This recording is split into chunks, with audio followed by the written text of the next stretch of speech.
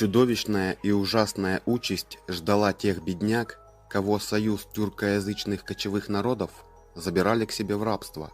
Они уничтожали память пленного раба страшной пыткой, надеванием на голову жертвы верблюжьей шапки.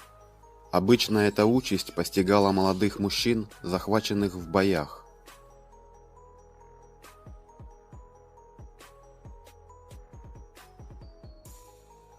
Сначала пленным рабам наголо обревали головы и тщательно выскабливали каждую волосинку под корень. Затем забивали верблюда и освежевывали его тушу, первым делом отделяя ее наиболее тяжелую плотную шейную часть.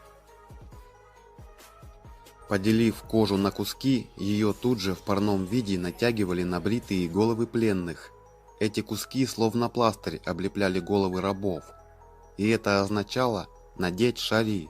После надевания шари шею обреченного заковывали в специальную деревянную колоду, чтобы испытуемый не мог прикоснуться головой к земле. В этом виде их отвозили подальше от людных мест, чтобы никто не услышал их душераздирающие крики. Там их бросали в открытом поле, со связанными руками и ногами, под жарким солнцем, без воды и пищи. Пытка продолжалась 5-7 суток. В живых оставались единицы, остальные погибали, но не от голода и даже не от жажды, а от невыносимых нечеловеческих мук, которые причиняла усыхающая и сжимающаяся на голове сыромятая верблюжья кожа. Неумолимо сжимаясь под лучами палящего солнца, шари сжимал обритую голову раба, подобно железному обручу. Обритые волосы мучеников начинали прорастать уже на вторые сутки. Жесткие и прямые азиатские волосы иной раз врастали в сыромятую кожу.